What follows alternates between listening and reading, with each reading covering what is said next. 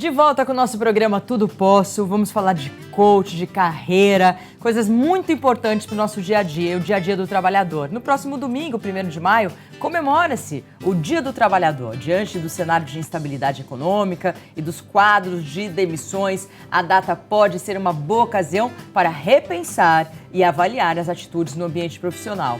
Nós estamos recebendo o coach de carreira e psicólogo Márcio Souza para falar sobre os 7 pecados capitais relacionados ao trabalho. Tudo bem? Boa tarde. Como vai? Bem-vindo. Muito obrigado pelo convite. As pessoas cometem muitos erros na carreira?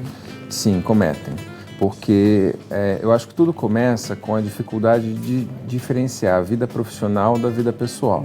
Não são todas as nossas atitudes que são bem vistas na vida pessoal que são bem vistas no ambiente de trabalho.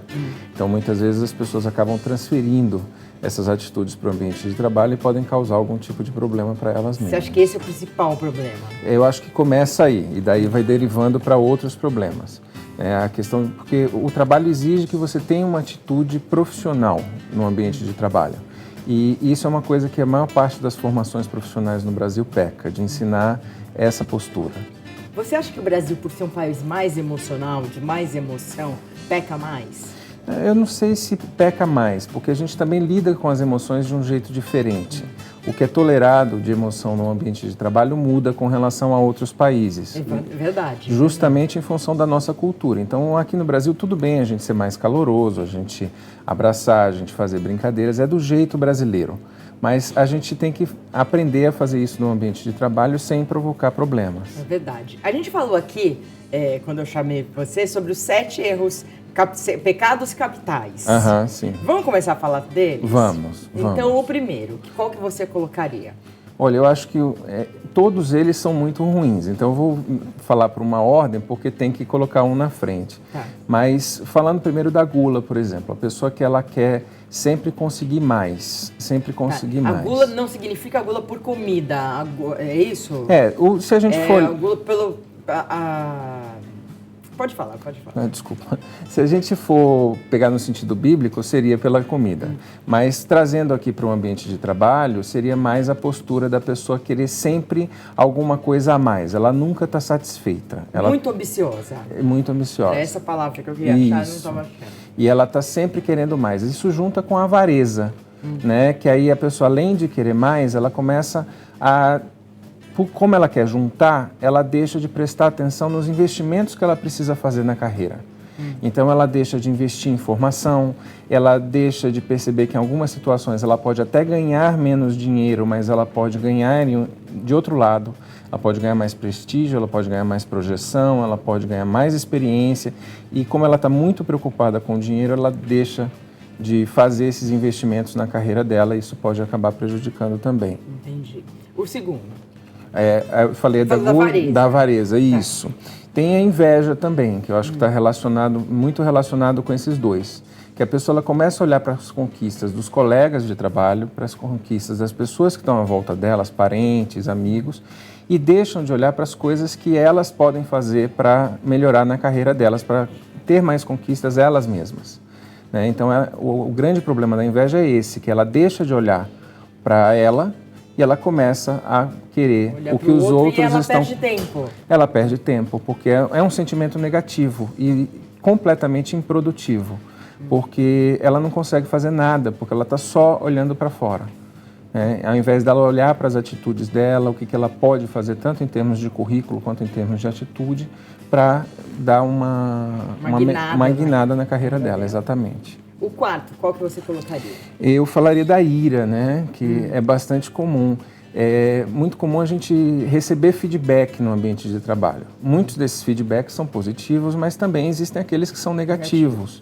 E tem pessoas que têm uma dificuldade muito grande em lidar com feedbacks negativos. Elas tomam como questões pessoais, elas não sabem fazer essa separação. Às vezes também, porque quem dá o feedback também não consegue fazer essa separação. A gente fala uma coisa sobre técnica de feedback, assim, você nunca faz um comentário negativo sobre a pessoa. Você só faz um comentário negativo sobre o trabalho, sobre o que ela fez, porque não é a pessoa que está ali em questão.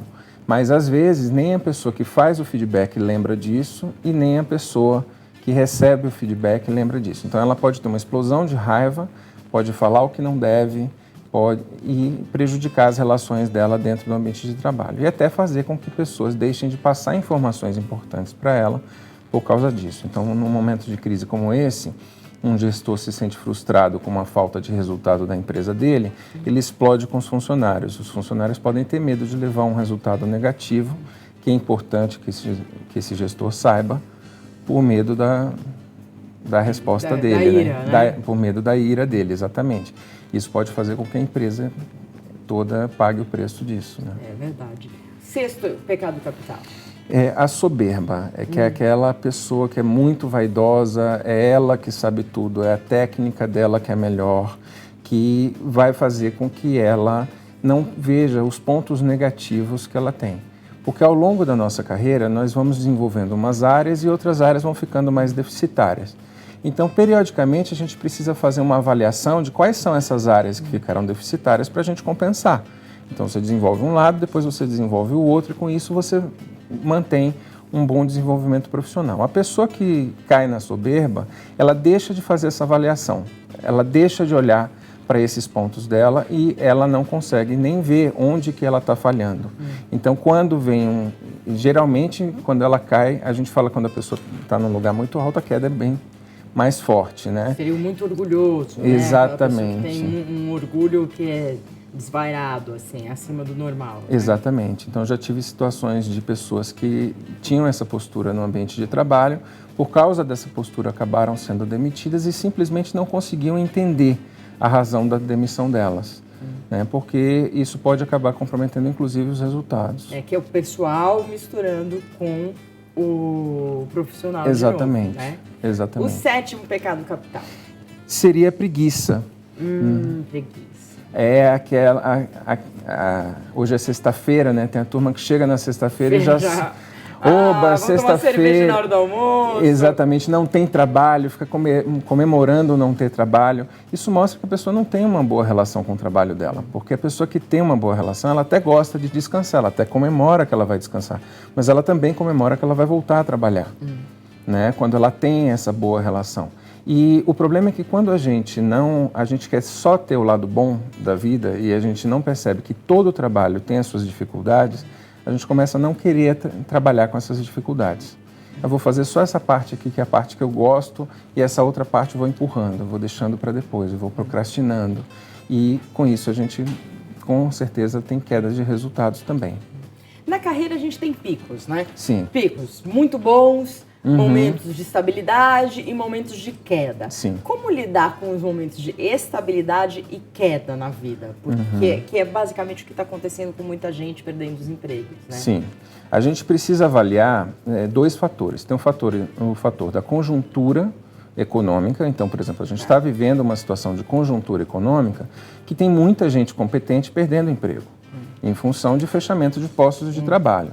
A pessoa ela precisa ter consciência que parte desse problema é em função de uma conjuntura, para ela não tomar tudo para ela também.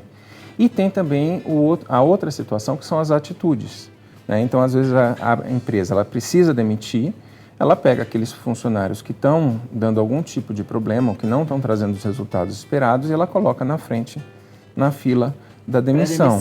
Exatamente. Então, a gente precisa fazer uma avaliação da conjuntura e uma avaliação nossa, né?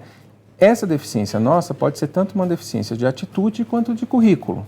Porque, às vezes, quando a gente está numa situação mais estável, a gente fala, eu não vou fazer aquele curso no fim de semana, não vou fazer essa especialização, eu vou ficar um pouco mais de tempo com os meus amigos, com a minha família, não tem nada de errado nisso, mas se a pessoa deixa de se especializar, ela compromete. Perde o posto, né? Ela perde o posto, exatamente. Então, ela tem que encontrar algum caminho para isso.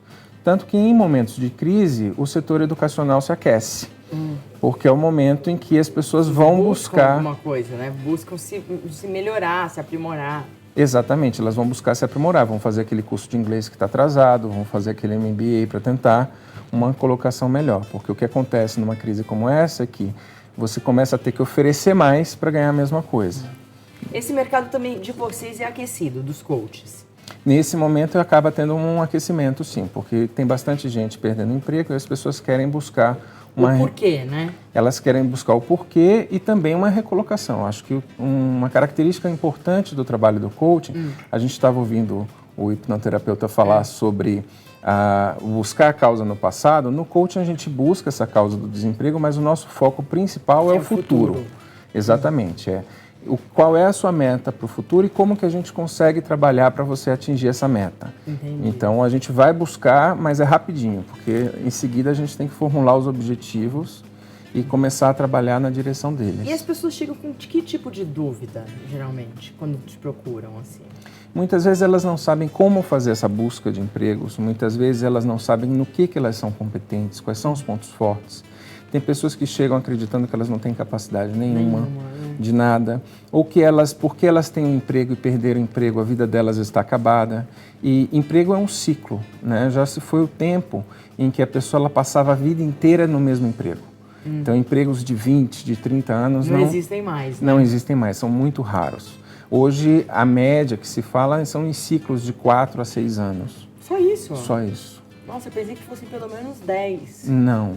4 a 6 anos. 4 a 6 anos. São mais curtos. Isso não significa que a pessoa só tem 4 a 6 anos de vida profissional, mas ela vai mudar. Né? E para isso ela vai ter que buscar outras oportunidades. Então hoje um profissional, mesmo que ele esteja empregado, é saudável que ele busque como está o mercado da área dele, é saudável ele saber quais são os postos que estão sendo oferecidos na área dele, para que ele não fique fechado e numa situação como uma demissão ele fique completamente desamparado. Então muitas vezes no trabalho de coaching o que a gente faz é isso. Em quanto tempo? Eu perguntei para o hipnoterapeuta, né? Sim. Ele falou, em 5 sessões eu consigo mudar, né? Mudar a pessoa ou mudar aquele trauma da pessoa. Em quanto tempo vocês conseguem dar um novo redirecionamento para a pessoa? Normalmente a gente trabalha com 10 sessões, né? Isso depende muito do cliente. Tem cliente que já chega com bem definido nos objetivos dele, já tem uma boa ideia das estratégias, então isso curta o trabalho. E tem alguns que você precisa trabalhar um pouco mais, mas uma média de 10. Nessas sessões, o que a gente vai fazer? A gente vai buscar quais são as insatisfações da pessoa, quais são os pontos fortes, os pontos fracos dela e quais são os objetivos que ela tem. E a partir daí a gente vai traçar estratégias para que ela atinja esse objetivo.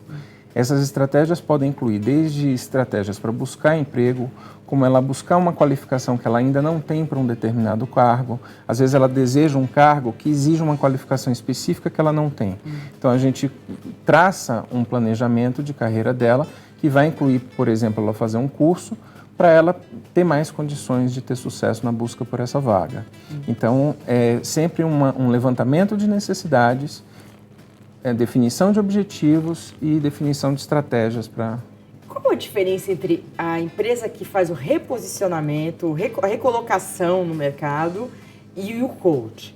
O coach também está nessas empresas, né? Eles podem trabalhar nessas empresas, eles podem inclusive trabalhar nas empresas que demitem. A depender do cargo, tem empresas que oferecem trabalhos que a gente chama de outplacement, né? Que elas ajudam a pessoa a buscar, a traçar planos. A empresa demite e contrata uma empresa para que aquele funcionário seja recolocado. Isso. Geralmente nos postos mais altos as empresas fazem isso. Mas a grande diferença é que o coach ele não trabalha com banco de vagas. Eu não tenho um banco. Você não tem vaga. Eu não tenho vaga. O que eu faço é trabalhar a potencialidade dessa pessoa para que ela consiga buscar essa vaga. Inclusive ajudando ela a encontrar onde existem essas vagas, procurando essas empresas que fazem a recolocação, né, procurando os diferentes recursos que existem. Então, o meu trabalho ele é exclusivamente com a pessoa. O processo de seleção que ela vai passar vai depender da empresa que... E você, com tanta experiência, o que você falaria que hoje é algo que a pessoa poderia investir e daria certo? Olha, isso depende muito da área. E depende muito da pessoa. E depende muito da pessoa, porque não adianta eu falar, por exemplo, que o setor educacional está aquecido. Então, você é professor, mas a vida de professor não é tão simples, o professor não ganha tanto. Será que a pessoa está disposta a isso? Eu sou professor universitário também, há 15 anos. E eu vejo que às vezes tem pessoas que querem entrar para o ensino superior, mas não têm a vontade de lidar com as situações que a sala de aula exige. Então, existem áreas que são boas, que podem trazer muito dinheiro, mas se a pessoa não se adaptar a essa área, não adianta. Entendi. Então, eu acho que o principal é ela encontrar qual é a área que ela deseja realmente trabalhar. E uma brincadeira que eu faço com os meus clientes é assim, qual é o trabalho que vai fazer você querer que o domingo acabe para você começar a trabalhar? Aí é bom. Aí é bom, né? Aí então... é bom. Você trabalha também, minha última pergunta, com estudantes que estão em dúvida com relação ao que eles gostariam de fazer? Sim, Sim, um também. trabalho é um trabalho do coach também. Também. Na verdade, são duas especializações. Tem a especialização em orientação profissional e a especialização em coach. Sim. O coaching ele pode também ajudar. A diferença é que o psicólogo, que é especializado em orientação profissional, que eu também tenho essa especialização, a gente pode usar testes psicológicos para ajudar no processo da escolha profissional. Então, a gente pega aquele estudante que está... uma das frases que eu mais escuto deles perdido, né? Não faço ideia, eu estou perdido. E geralmente são os melhores clientes, porque eles estão mais abertos também. Então, a gente faz um trabalho de levantamento de características pessoais, levantamento de interesses, para a partir daí fazer uma busca de profissões. Para ele fazer, e de novo, eu oriento a busca e ele tem que fazer o dever de casa dele. Né? Então, ele volta com as impressões, com a pesquisa que ele fez, eu discuto isso com eles, até eles chegarem numa escolha final, na escolha da profissão. Entendi. Bom, espero que todas as pessoas tenham sucesso cada vez mais. A gente comemorando esse Dia do Trabalho mais um ano. Com certeza. Dia difícil nesse país, né? Sim. Esse ano a gente estava falando com o hipnoterapeuta também. Um dia difícil no mundo, inclusive. Não tá fácil para ninguém, né? Mas se a gente achar a veia certa, se a gente achar o momento certo e tudo, pode ser que as coisas surpreendam até as pessoas, não Com é? certeza. Muito obrigada, Eu prazer, volte sempre, tá? Muito obrigado. Gente, no próximo bloco nós vamos receber o grupo Dose Certa, um grupo de samba, vai alegrar a sua sexta-feira, ser bem bacana, e depois tem a Ioiô fazendo carne louca, uma delícia, pra festa de criança, pra você servir em casa, pra você comer sozinha, é uma delícia. Daqui a pouco.